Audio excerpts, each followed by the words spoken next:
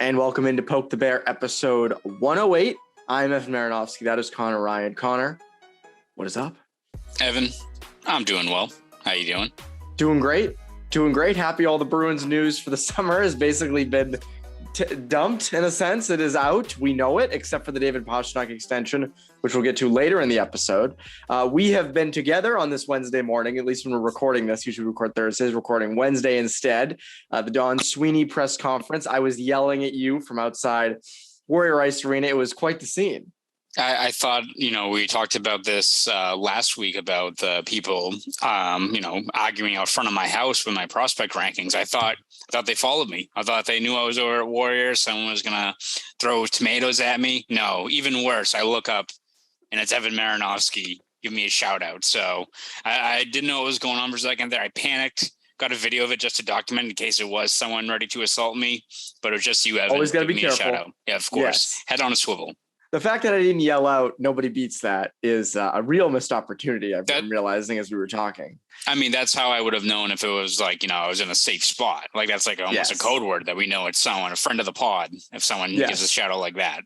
Yes. And there was actually a bus full of children getting off the bus. I did see yes. Next to you, and they were waving back and yelling, "Hey, bestie!" If you actually at the end of the video, you can hear the kids start to say, "Hey, buh," and he's actually saying bestie, and he's saying it to me. I guess me and him are best friends. They actually came up the stairs after, so I had to wait to record my stand-up for a while because I knew that they were going to be jumping around in the back and trying to distract me. And so I said, "I've just opened a can of worms I can't close." And so I had to make sure they got into the building safely before I started recording. Cause I said, these damn kids are going to get my video and, just you can't stop them. Man of the people, Evan. Clearly a man of the people, but quite the day. And it was nice outside, by the way. It's not like 7,000 degrees. It's actually, bearable outside. You can record video outside, which is very fun, but most people do not care about our Warrior our Warrior meetings escapades and such. Yes, escapades is the word. What they do care about is the Bruins have David Krejci and Patrice Bergeron back in the fold. And what everyone is asking today, are the Bruins a top contender because of it? Well, Evan, I think is the right answer. Yeah, I think the best way to put it, I think they are marginally better than they were last year with those two guys in place. I think Bergeron, barring a steep drop off in his game, is still an elite number one center. I think you put David Krejci, I think we'll touch on this a little bit later, but I think if you surround David Krejci with high end talent like David Pastrnak or Taylor Hall, I think you're going to have a very productive second line that you could even make the argument could be the first line if you look at just how much offensive potential they could really harness out there. But I still think you look at this team and whether it be the amount of injuries they're dealing with at the start of the year, or I think just the fact that you've got so many other factors that you need to work out in your favor. I think they're a team that's in the mix, which I think for most NHL teams, that's all you're kind of looking for, because any team has a chance to go on a run. A lot can change from training camp till May when the playoffs really start ramping up. But I still feel like this team needs a few more things to go their way. And whether that's Jeremy Swayman taking another big step forward, whether that's maybe guys who have maybe kind of stagnated a bit over the last couple of years, like a Brandon Carlo, take a big step forward. Just Jake DeBrusk, after last year, build off of that and become a 30-goal scorer, right? Like, can guys like Zaboral be healthy and help out and take a step forward? Like, I think this team is talented. Craig Smith, can he bounce back from a really rough postseason last year? So there are a lot of factors I think that have to work out for the Bruins. But that being said, I also don't think these are really far-fetched things. We're not being like, all right, they need Jake DeBrusk to score 40 goals, right? They need Jackson Nika to be a number one center. Yeah, exactly. I think anything you've kind of mapped out in terms of what needs to happen in terms of the secondary scoring, the supporting cast, all contributing. I don't think there's anything out of the question. Of course, it's putting a lot of pressure on, let's say, Jeremy Swayman to be a legit number one guy, not a Vezina winner, but take another step forward. But you look at his returns last year, it's not out of the question. So are they better?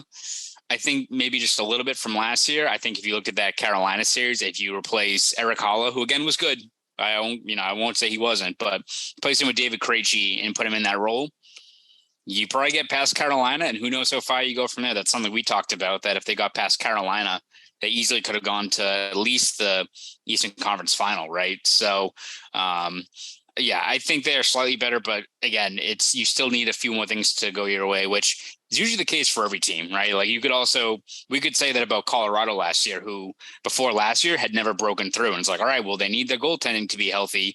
They need Nathan McKinnon and Mikko Rantanen and these guys to be healthy. They need Cale Makar to take another next step. All things that weren't out of the question, but still need, those breaks to go your way. I mean, David Krejci is clearly an upgrade over Eric Haula on paper, at least. I know Haula is younger, but David Krejci is still David Krejci. The consistency is there. Even I know that it was the Czech league, but still, I still think he's still got it, and we'll get to him in a bit. You get Pavel Zacha, who's bigger, another option down the middle later on. Someone that you can put on the wing, big body, get to the middle. You're upgraded.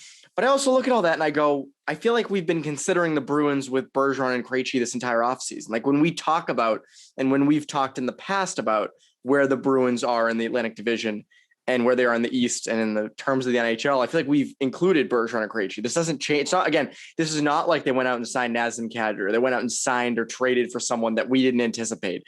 We've basically anticipated Bergeron and Krejci back this entire offseason. So I feel like we've been talking about the Bruins in that context for a long time now. So again, I mean, the Panthers have gotten worse. They're not as good on the back end. The Lightning are older. They've definitely lost some people. The Leafs in net are a huge, massive question mark with Matt Murray. And who was the other one that they got? Jesus. It escapes me at this point because they're just like, they just get random guys. Right. I can't even remember. It doesn't even matter. Google. That's not even a big thing. And so you have those three teams at the top that have clear question marks and are a little bit worse. You're a little bit better. You should be in the mix. Do I expect them to finish first or second? No. If things go really well, third place. If things do not go so well and they go how we anticipate, fourth place. Is David Ayers like the backup or something? Oh, out there? Maybe that's Ilya Samsonov. Ilya Samsonov was the one. Okay, so question marks, huge question marks. And again, if they didn't have the Marchand and McAvoy injuries, I think we could safely say for a full season, this is a team that should be competing for the second spot in the Atlantic, right? Like, I don't think that's far-fetched for a full season. Say, hey, this is a group that could finish second in the Atlantic, which is a good spot to finish in. But they have those darn pesky injuries to begin the year, which set them back. Again, and I know, Sweeney talked on Wednesday and said, the forward depth can kind of spark some change there and can kind of get them through it. I still look at the back end and say you've got real question marks there without McAvoy and Grzelcyk. So when it comes to where Krejci slots in, because we know where Bergeron slots in, when Marchand comes back, he'll go right next to him and he'll be on the first line again. But I think there's a huge urgency that David Pastrnak has to play with David Krejci for a full season. I know you agree on that, but do you also think that they should keep Hall, Krejci, and Pastrnak together even when Marchand's not there? That's where it's going to be tough in terms of, you can still look at, let's say you keep Bergeron with maybe DeBrusk and, they had that good chemistry last year and you keep those guys together. And it's a situation where we've talked about it in the past where you put any other guy on the right side with them. If you have a guy like Bergeron there, it's probably still going to be a pretty effective line. So whether that's Craig Smith, Fabian Lysell, maybe someone like that, at the very least, Zacha, is it going to be the same line of, when you have Marchand out there? Of course not. But you know what? It'll still be at the very least probably an effective top six grouping. So I think when you look at that, again, it's not ideal in terms of maximizing the potential of that line. But I think when you look at what David Krejci brings in terms of, encouraging getting more offense out of him, you look at the returns he had during his short time with Taylor Hall. I think they were together for 193 minutes, 5-on-5 ice time in 2021, and they outscored teams 14-1. Pretty good. Again, that doesn't mean it's going to happen this year, obviously, but I think when you look at just how those guys complemented each other, it's something David Krejci talked about when he was in the Czech about, how funny it was that they did this top six reshuffle.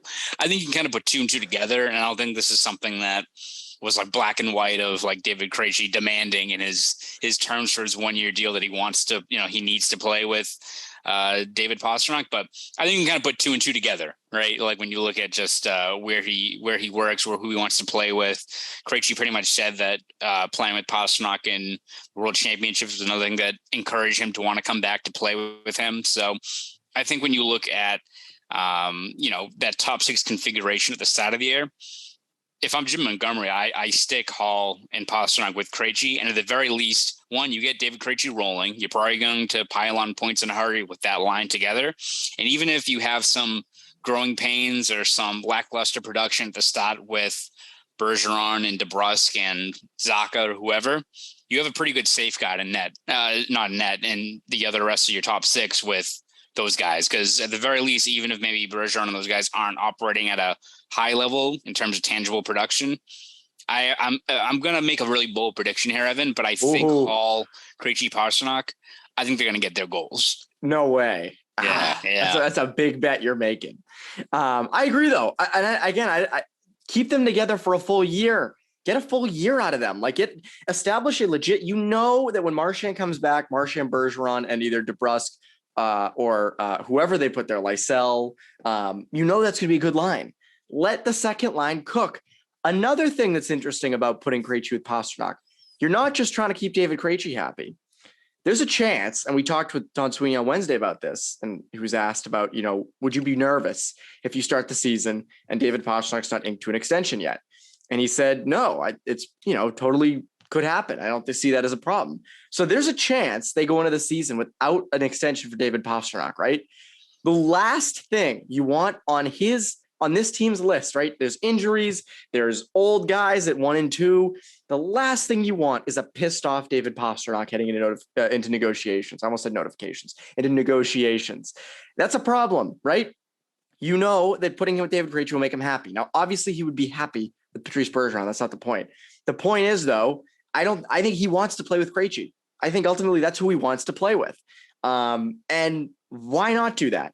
And I think that's an interesting thing that Sweeney might come down to Montgomery and say, hey, Jim, I don't ask for much, but you're going to have to put Pastrnak with Krejci, which, by the way, is not a bad thing. It's like in Moneyball when Billy Beane comes down and it's like, hey, you're not playing Pena tonight. We traded him. Maybe like, you're not playing Pastrnak tonight. We traded him. It's like, I hate to inform you, but yeah, you're going to put the proven second line center with one of the best goal scorers in the league. Like, ooh, sorry to infringe, but that's all I'm asking for. Montgomery's like, I can't do this.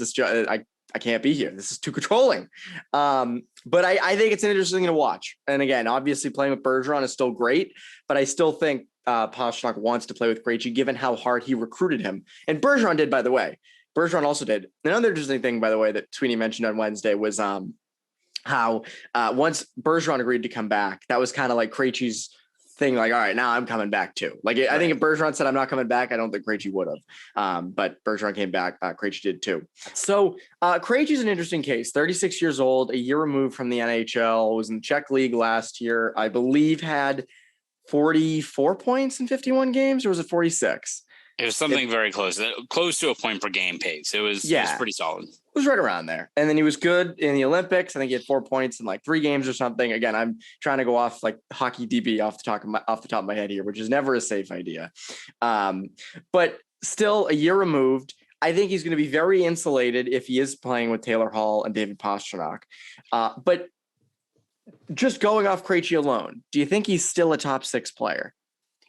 I think he is in terms of his skill set, which it'd be one thing if this was a guy in Krejci who the bread and butter of his game for years has been his speed or, his shot or anything like that. I think for David Krejci, he's got a skill set that, again, maybe he's not the same player he was when he was 24, 25, obviously, but I still think he's a guy whose talents don't necessarily erode with age nearly as much. He's a guy that likes to dictate the pace of play, usually tends to operate at a bit of a slower pace. A guy who sees the ice very well. So I think for him, the skill should still be there. And again, I think a lot of it hinges on who he's got next to him. Like Eric Haula was on pace for a 65-point season if he played an entire year with Taylor Hall and David Pastrnak. So I think you put in a guy like David Krejci, who, again, a little bit older, but You see his, passing ability is still there. I think you put him with a guy who pretty much can be a cheat code when he's on in Pastrnak in terms of that one timer, and a guy in Taylor Hall who can kind of make something out of nothing with his wheels as well. I think you keep those guys together, and especially I imagine they'll be utilized more in a offensive role where probably a little bit more of a favorable zone stats and things like that. Again, I'm not saying that David Krejci is going to go out there at 36 going on 37 and have his first 90-point season, of course, but I don't think it's out of the question. I was kind of confused when I saw when the news first happened, people were thinking that he's either washed or injured, which I still find the weirdest narrative, that Krejci's often injured, which I really don't find that to be something that has followed him around that much. But he gets banged up like every couple of years and misses like 10-ish games, but he's not. Who doesn't? Yeah, exactly. in hockey, right? So again, I don't think he's going to set a career high by any means, but to think that he's going to come back and playing with guys like Pastrnak and Hall, and he's going to be a 40-point guy, I don't see that being the case. Imagine he comes out for training camp and he's just awful. Like, imagine he's slow. That would be less than ideal for the Bruins, Evan. Let me tell you, that would not be great. He comes out, he's just like bent over, like just like can't keep up, and he's just not look like that. Would be not great. Yeah, let me tell you, that would be something. I don't expect that to be the case, but we will see in training camp what does he look like? Again, obviously a lot of guys look good in practice, but in preseason games and scrimmages, like what does he look like? I think it's going to be quite the interesting observation. And again, as you said, like being between Hall and Pastrnak, we saw it with Erik Haula last year. Again, no disrespect to Erik Haula, solid player, but playing was overachieving like crazy. I don't like that's the thing. Krejci in that spot, that's his spot. So again, I expect him to be a top 6 player this year. Speaking of top 6 players, David Pastrnak extension, as I mentioned earlier, is kind of the big piece of news people expect next, because now Bergeron's out of the way, Krejci's out of the way, Zacha's out of the way. Now it's Pastrnak. Everybody was hoping that the David Pastrnak news would come on Monday when it was August 8th. Everyone 8-8. And with all the other big news, remember we did a live Bruins beat. Someone replied, "Oh, Pastrnak has re-signed 8 years, 88 million per Friedman." And I was like, "There's no way that's true, but I want to make sure just in case. I don't want to miss it, especially with it live." But Sweeney talked on Wednesday. Didn't really give anything new to it. The only new part was that he was okay going into the season without a deal. Again, unless Pastrnak doesn't want to return, I don't see why this is taking time. I feel like this would be an easy. I mean, I know money is the most important thing, but it feels like if he wanted, I still think he wants to come back. I'm not saying he doesn't, but I'm surprised that it's taking this long. Yeah, I have to imagine. I know Sweeney, as you just said, Sweeney noted that they'd be fine going to the season with no extension. I have to imagine they'd rather not do that. I have to imagine you. And he's this like, is something we'll do it in December. Yeah. Well, no big deal. And again, who knows what could be potential delays in terms of really gaining traction. I know Pastrnak has been over in Europe for most of this summer. He's over there right now still. So maybe it's something where, Don Sweeney mentioned during the draft that he spoke to some of his agents. So maybe it's something you lay some of the groundwork there. And then when Pastrnak gets here a week or so before training camp starts, that's when you try to hammer something out. Because again, no revelations here, but I think the Bruins would love to get a new deal signed either before camp or during the preseason, just so you don't have that hanging over you, because we've talked about it countless times before. The last thing you want to do is have that narrative continue over the span of a season. If Pastrnak opens the year with 12 goals in his first 6 games, then it's like, oh, geez, they have to pay him $12 million now. Or if the Bruins scuffle out of the gate, which could happen based on the injuries, then we have a stretch where it's, they're 10 and 15 in November. And it's like, well, are they going to actually rebound, or should they just trade Pastrnak now? Like, you've got so many narratives that I don't think the Bruins want to deal with in this year that is clearly focused on trying to go for it. So I have to imagine once Pastrnak gets back from Europe, they really try to make inroads there and try to get a deal done. And as you said, I don't think it's a situation where the Bruins are hesitant to pay him. I don't think it's a situation where Pastrnak is unhappy with the situation. They clearly have done stuff to make him happy. David Krejci's back. You have a guy in Pavel Zacha who we play with, in juniors. He enjoys playing here. I think he enjoyed last year the added responsibility of being more of a veteran guy, getting the A on his sweater. So it all signs point to, not really a contentious, I would say, contract negotiation, but I think you need to start making that progress now, hopefully once Pastrnak gets back stateside, and really kind of hammer that deal out, because not only is it, obvious that you like to keep Pastrnak long-term beyond what this current core is, but you don't want just that narrative hanging over you over the course of an entire season like that. Yeah, this feels like a training camp sign. Don't you think? Like, you're going to be sitting at training camp one day and it's going to come in and it's like, oh, Pastrnak is re-signed for 8 years and something around 88 million. Like, that's what I would expect, right? Like, that just feels like a training camp sign. I don't expect it to go into the season. Like they said, again, I will still be kind of concerned if they go into the season with no deal done. I will. Because once the season gets going and you're in the rhythm of the year and you're winning games and you're losing games and people are unhappy and people are like all that stuff, the factors of the season, I don't love how that bodes, because people can change. The baby might think people can change. Sometimes the baby thinks people can change, sometimes thinks it doesn't. So nice. I think you should leave reference. Yes. Season 3 needs to come out, by the way. We need more content, Evan. Waiting on it, especially this summer, especially the next couple of weeks, when now we're going to be it's not going to be much with the Bruins. Maybe that Mason Lohrei interview can finally come out. The joke is that never the lost tape. We added to the other episode we recorded and had a scrap. That was after Cassie got fired, right? We had like a whole episode and just completely gone.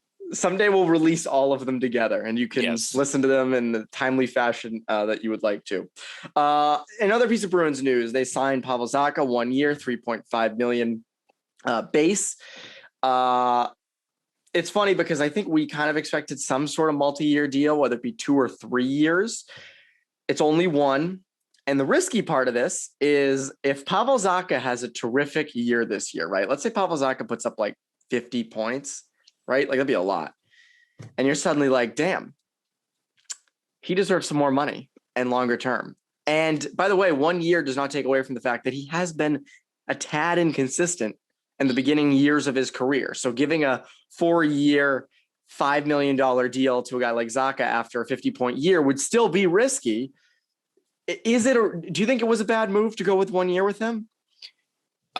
I think it kind of falls in line with that. I think what the Bruins are thinking, especially this year, where it's clear they're trying to go all in this season where, all right, maybe we're not paying out as much for Zacha, which allows them a little bit more flexibility in terms of not being severely over the upper limit, $2-3 million in the hole per se. But for them, it's trying to maximize the value of a player like him, put the prove it deal on the table for him that hopefully motivates him ahead of unrestricted free agency to put together a career year. And you kick that problem further down the line in terms of eventually doling out a larger contract to him. But yeah, there's plenty of risk because, as you said, if he's takes another big step forward and he's a 45, 50-point guy, and who knows where exactly he fits into the lineup or whether he breaks through, but you have to imagine he's either getting top 6 minutes out of the gate or even on a third line with, let's say, Charlie Coyle and Craig Smith.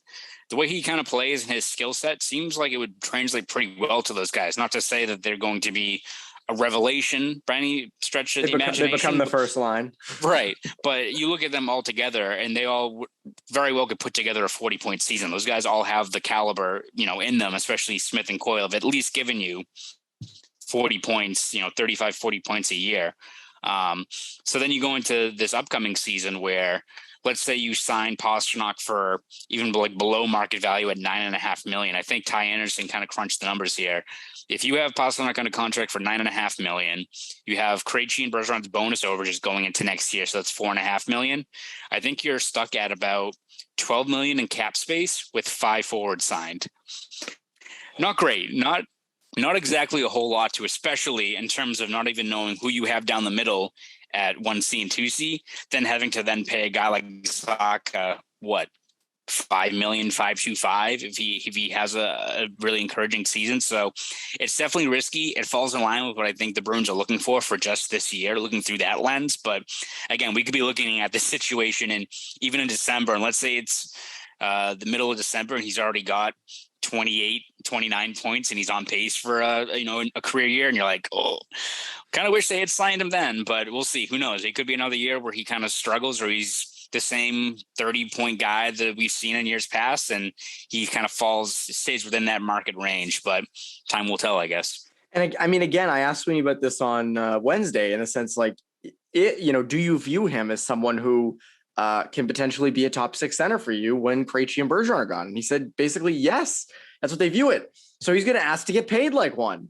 And suddenly, again, he's not a consistent player, even if he has a really good year this year. And I guarantee you he's going to look good this year at times. There are going to be times he goes on streaks and is really good. I think he's going to fit in well with this team. But again, to pay to be like, all right, he's a second line center of the future, it's risky. It's just really risky. And for the money that he's going to end up probably getting if he does have a good year this year, which again, I would expect him to do so, that's going to be a risky move. And again, just going forward with the cap and everything like that. And maybe, Pastrnak's happy to play with a guy like Zacha because they're both from the Czech Republic and all that stuff. But it's a risky move. It's a risky move. And if that's, again, if they can find a way, like, again, this is going way far in the future, but if they can find a way after Bergeron and Krejci to have a legitimate number one center, and you have Pavel Zacha notching you 50 points a year as a second line center, that's not all that bad, actually. That isn't that terrible, but that's a huge if because they got to really find a way to find a legit number one center after this Bergeron Krejci era ends, because it's been years now that we've been saying this and it is yet to happen. Speaking of number one centers, by the way, we're just rolling through. Speaking of the Islanders, there's a few reports over the past couple of weeks that they are about to sign Nazem Kadri. I think David Pastrnak from the Fourth Period reported something like that. There was a scout for someone in the USHL, I think, who reported this. Kevin Weeks just tweeted out before we came on that the Islanders are expected to announce a bunch of moves. We know that the Islanders love to announce like 5 different moves at once. Yes. So this would not be surprising. Unlike the Bruins, who just tweeted pictures of the players and said, like, you can guess, you can figure out what you want. But if the Islanders did get Nazem Kadri, right? Because we've written off the Islanders this year. I don't like in all the talks we've had, because again, those wild card spots are going to be very important, especially for a team like the Bruins, who might be needing a wild card spot to get in the playoffs. We keep looking at the Metro, and we circled off the obvious ones like the Hurricanes and the Rangers and the Penguins and the Capitals. But then we say, all right, like the Blue Jackets have Gaudreau now. They might be a legit threat for the wild card. Philly has John Tortorella. Maybe they do that. New Jersey. But we always write off the Islanders, given they lost Barry Trotz, and this past year was not a good one. They might lose Zdeno Chara too, so the whole team might just freaking fall apart at this point. But the Islanders, you get Nazem Kadri in there, and you got Kadri and Barzal, I would imagine, down the middle. I guess I don't know where that puts Beauvillier, unless he plays the left side. But anyways, I mean, do you think the Islanders could be in the mix now? Like, should people be afraid of them? I mean, I think they can be in the mix. It's just you kind of look at just how many guys regressed last year. And obviously they had some other factors, like they were probably the team that got hurt the most by COVID, because it happened pretty early on in the season when the NHL was still like, we don't really know what to do. Keep on playing. Like, roll out an AHL team. What are you going to do? Remember that game I think you're mentioning it now, but the game where the Bruins went to New York and that game that like just shouldn't have mattered. I don't think anyone put any stock into that game. I think like that was the quickest recap I've ever done after a game where I'm like, this game shouldn't have happened. This is dumb. Like, don't even count this game. Like, I have nothing to take away from it. My high school hockey team that I was having like their opening game, and I was home, and I was like, you know what? Do I watch the Bruins play this nothing game against the Islanders? Or do I go watch my old high school hockey team? I was like, I'm going to watch my old high school hockey. Yeah. I don't need to watch this. I don't need to see this. So, I mean, I think they'll be a solid team. It's going to depend. I think the one thing you have to worry about with the Islanders is in terms of guys bouncing back or guys maybe building off of last year. I think Sorokin is a very underrated goalie. Had Vezina love this year. Yeah, he was legit on a bad team. So if they are, have more guys that bounce back and he's still the same goalie he was last year,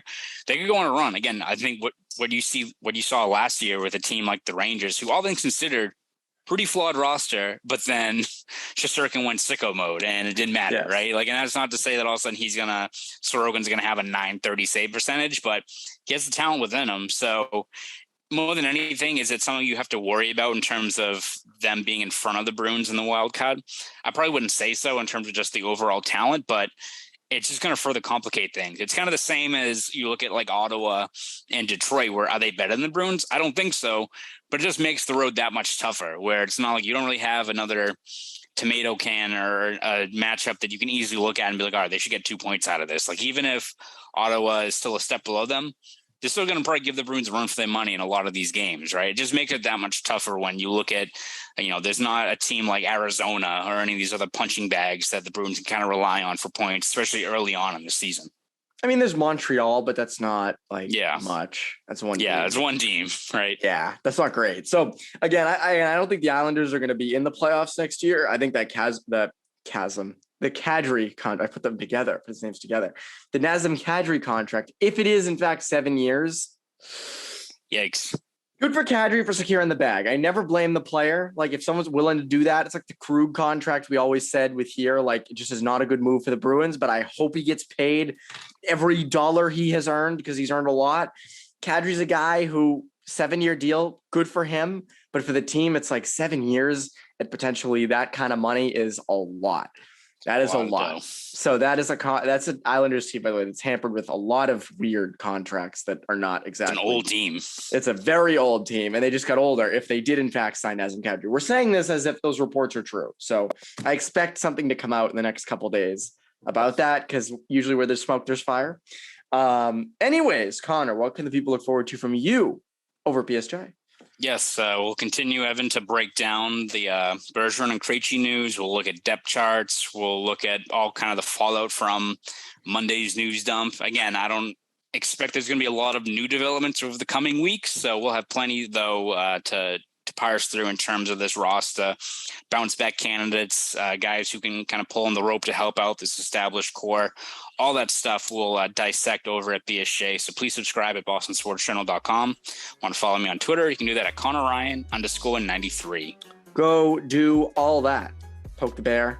That's Connor Ryan. I'm Evan Marinofsky. Poke the bear. Listeners, have a great rest of your day.